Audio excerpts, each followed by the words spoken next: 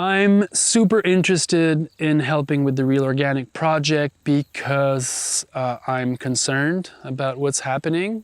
Frankly, I feel that some people have worked 30, 40 years promoting organic, educating people about it, being on the ground and developing not only a big business out of it, but just like a sense of awareness, of consciousness, and then to have it kind of stolen by big corporations and having regulations that don't respect what the goal of organic is.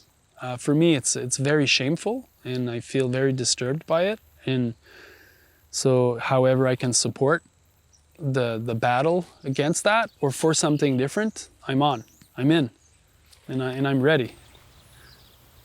I'm ready for battle. My name is J.M. Fortier. Fortier in French, because I'm French-Canadian. I farm here in southern Quebec, in Hemmingford. This farm is called Ferme des Quatre-Temps, 4-season farm in French. And we grow 5-acre, it's a market garden. We have no tractor.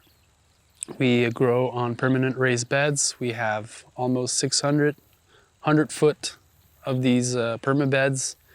And I here train a crew of 10 young farmers to start their own 2-acre market garden in the next few years. So it's a teaching ground.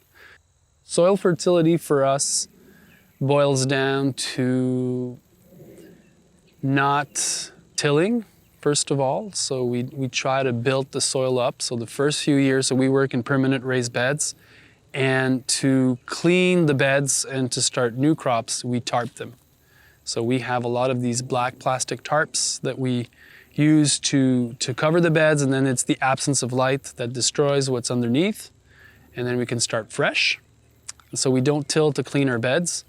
And then we have 2 or 3 crops per year on these beds. So there's a high, rapid turnover, and then one of that 3 crop will get compost, a heavy dose of compost. And then the fertility that we add is chicken manure or alfalfa meal to complement the compost-based fertility program that we have. One field block is going to be in cover crop for half a year every 4 years. The cover crops, we want the root systems to really go down and feed the subsoil, but we're working with compost, and we're working with, not working the soil. So not to deplete the organic matter and to raise it, rather. I believe in organic. That's the reason why I got into farming. I believe in soil. I believe in being, we farm without a tractor, not because of philosophical reasons, but I like being grounded. I like the soil, and I think it's really good for my health and the people that I feed with my veggies. And so for me, organic is the way to go. And now there's problems with the certification because of what's happening with the USDA and hydroponic being certified, which is terrible because it's soilless agriculture, and I don't believe in that. That's not organic. In Canada, we have a kind of different setup. So far, the hydroponic systems are not certified organic, but it's always, a lot of the things that are happening in the US then become operating procedures for what's going to happen in Canada. So for me, organic is not just a stamp of approval, meaning that you're not using pesticides or whatever. It's just like, it means that you're working with nature, you're working with the soil, and you're a real caretaker. That's what it means to me. And eating the food that is not grown in healthy soil, is grown hydroponically, to say for me, it's like being fed like in the hospital when you're, with the medical IV. It's just like, it's food, but it doesn't have the oomph. And I think that's why we need farmers that care. So, because we care about soil, and then we feed people healthy food, and then it creates a vibrant community. For me, whole food it's not the answer. It's like, that's not where it's happening. Local, organic, in season, with the grower, connecting with a CSA or connecting through a food hub or connecting through, you know, whatever, a farmer's market. That's where the good food is. And that's the good food revolution, is to have a lot of these farms present so that we can feed a lot of people. That's what we need. There's something that nobody can ever take away from us and from what I do, what I've observed for, you know, this is going to be my 16th, 17th year, is the connection I have with my customers and the kind of vibe that they have coming to my farmer's stand. Is just like they want my food because they taste it, they see the freshness, they feel it, and they see my hands and they see my face, and there's something there that's real. It's profound also, you know, and they thank me for the food, and I thank them for being there, and there's a relationship. And this relationship, I don't think, will never be co-opted. I don't think it's possible to co-opt this kind of relationship. You know, from my CSA, they've come to my farm. I know their kid's name. There's this sense of community. So I think the alternative is going to have a lot of these kind of circles of like-minded people feeding on one another like that. But you know, there's going to need a lot of farms to connect on that level, and smaller farms, I think. Because if you want to keep it personal, then you're not wholesaling all the time. You're direct selling, or you're marketing your stuff in a closer niche market. So I believe in that. That's what I do. And I like that. It boils down for me to the food grown with care by people who care. And that's where the farmers, they play a role, because they're the connector in that way. Do you think the organics is salvageable? Do you think USDA organic is salvageable? I don't think it's salvageable at this time.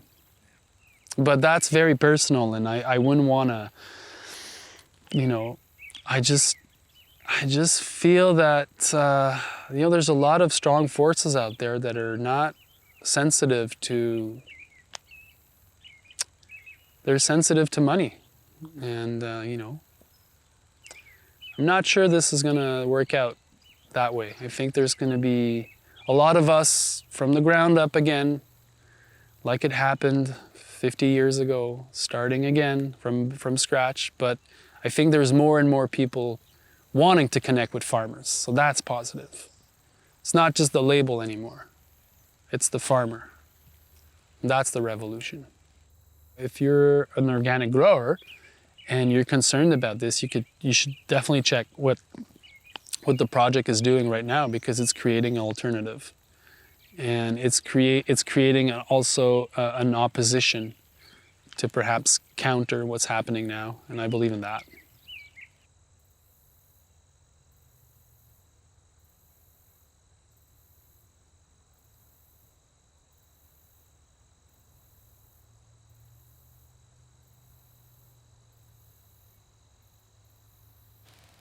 Do you like a label that says "Know Your Farmer"? Yeah, I'm down for that. Know your farmer, have a beer with him. You know, that's the way to do it. After I introduce that Do you sense that I'm not so optimistic, or? I feel exactly the same. I'm kind of feeling like climate change, the same thing. I'm like, I don't think we're gonna make it. Yeah. I feel exactly the same, but I also think it's the honorable thing is to try. Yeah, I agree. I'd like to talk a little bit more about what you were just saying, which is that it's easy to get very pessimistic. And you said we start facing things like climate change, and it quickly can become so overwhelming that we become paralyzed. And the same has been true in my experience with things like the loss of the organic label in the USDA. It's either enraging or it completely is kind of causes collapse. Yeah. So I'm curious what you think about that, and what do we do about that? How do we deal with these hard things that we want to change, but we often feel powerless to change? Yeah. Well, I don't have the answer, for sure. Yeah. But I like solutions, and I like people that are passionate about it. yeah, it was for me climate change and that this there's something very dramatic and sad about organic being stolen. Like when you think about all the people that have worked towards that, educating people and all that work just kind of being, it's very it's kind of it makes me think about big brothering, big business taking things and just kind of grabbing, and yeah, we're fragile, you know. Yeah. And I think we should embrace that more, that we're fragile and we should be careful with everything and Yeah. stuff. And so I don't know, I'm in a mood now where I'm not in fighting mode. I'm kind of sad about that. And I'm gonna come above it at one point, perhaps do something. But now I'm just kind of like a bit sad about that Yeah. at this point.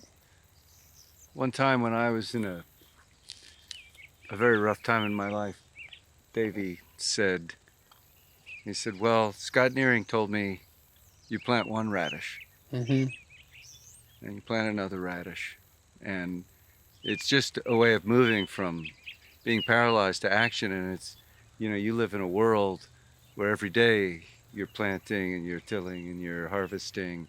So it's a world of kind of strong actions. Mm-hmm. And it's kind of a cure. But what I'm hearing is that it's kind of a cure for the people who eat your food too. They feel connected to that action. Yep, they do. And when they can buy your food and eat it and feel better, feel healthier, they feel like they're part of some alternative to that. Some positive thing. Yeah, that corporate nastiness. That theft. Perhaps the spin-off is going to be that. It's going to bring more people to our tables because they'll doubt instead of having the easy solution of just buying organic from Whole Foods. Right. They're just going to think, perhaps not. Perhaps I'll make the jump to really go local and really meet the grower and really connect with the food scene on that end. I don't know. But there's going to need to have consciousness about the problems, before people make that move. Yeah. So. And they need to see things that are possible too. The art of the possible is important. So that's something very important here. It's Yeah. you did this. Yeah. And and a bunch of people did this. Yeah. And it's true. Being in the positive action every day is good. Yeah. And I'm happy about that. Yeah. So perhaps more of us doing that. Yeah. More young farmers. Yeah. More. Just let's just do it. You say they came in and stole something, but they didn't. You're doing it.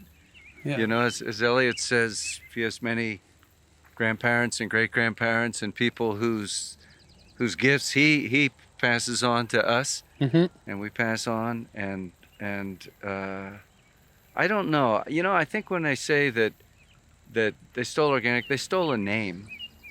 But the reality of organic farming continues and thrives and grows. Not all is thriving.